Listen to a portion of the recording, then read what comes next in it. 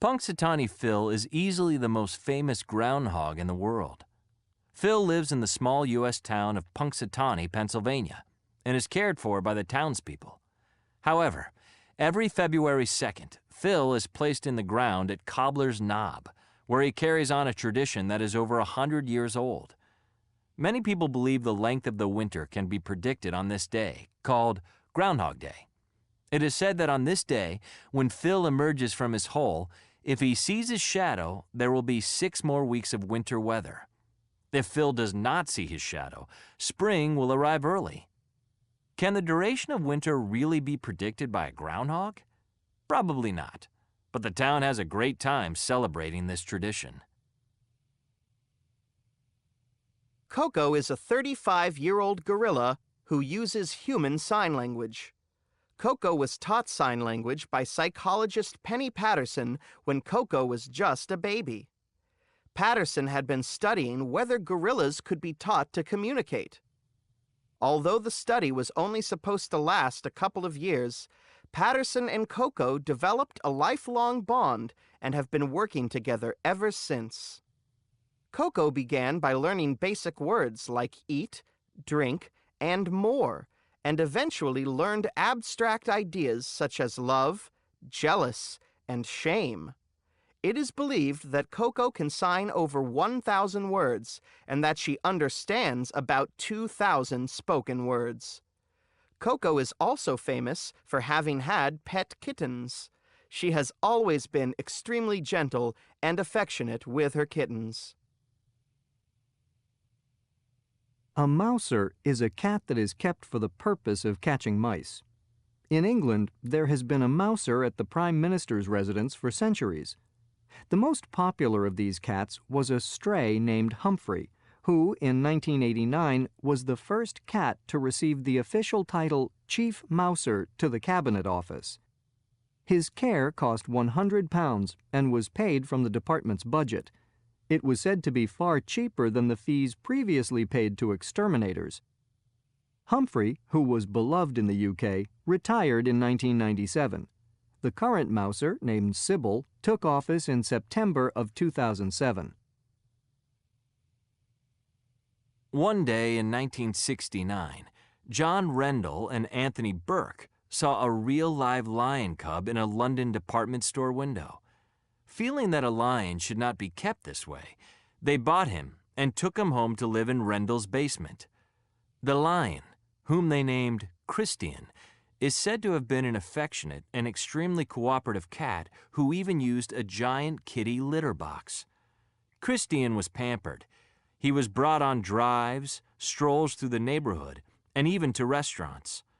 But when Christian grew to almost 200 pounds, 90 kilograms, it was decided that he should be released into the wild. Christian was brought to Africa, where he adapted to life in the wild and eventually became the leader of a group of lions. A year later, Rendell and Burke traveled to Africa to say goodbye. They were warned that Christian would not remember them. However, when Christian saw his old friends, he ran towards them, stood on his back legs, and joyfully gave each of them a long and loving embrace.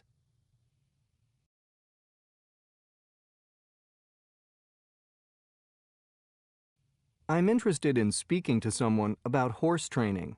A friend of mine suggested I come here. What kind of problems are you having with your horse?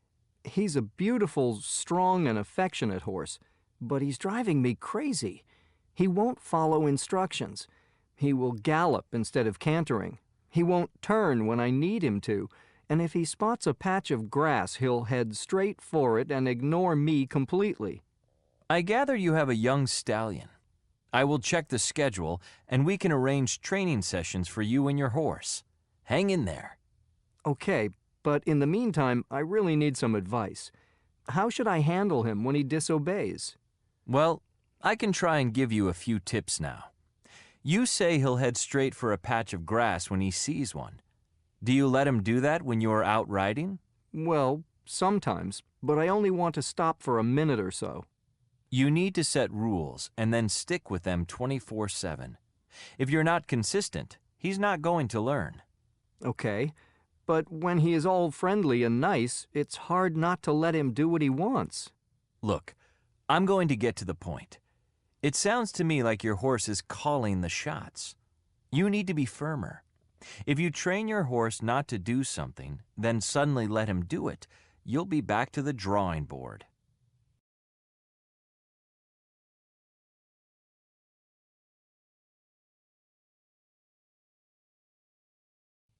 Horses are gifted animals with their own code of behavior and communication. What is called horse breaking does neither the horse nor the rider credit. When preparing a horse for saddle, our aim is not to break the horse's spirit, but to create a willing and accepting partner. Although harsh treatment and extreme force are no longer condoned by many horsemen, there are still those that adopt violent and cruel training techniques. One such trainer, who resorted to beating horses that he considered stubborn, got a taste of his own medicine when his horses, which were certainly strong and beautiful, did miserably in a show because they were panicked at the sound of applause and could not be handled because they did not trust their rider. It is true that horse owners need to be firm leaders to their horses, but ruling by fear rather than respect will not help get the best they can from their horses. Adopting a slow and methodical approach towards training allows one to get to know one's horses and train them to deal with all sorts of things, including potentially frightening distractions. The secret to natural horsemanship is communication. Before you attempt to develop your riding techniques and other details, you should take the time to get to know your horses, learn their body language, natural tendencies, and how they react to things. Each horse is different. It seems to me that people go to great lengths to avoid what is the simplest and most rewarding option, namely, a few days of around-the-pen work that takes a bit of time and patience but pays off in the long run. 1. Jack owns a very energetic young stallion.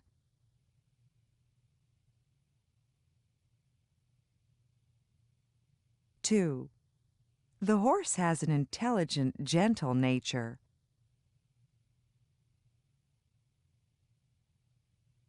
3.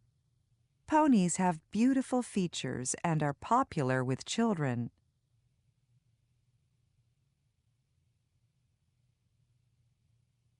4.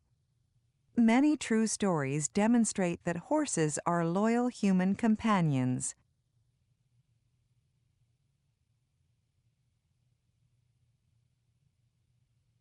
5. These are just a few of the techniques used to train horses.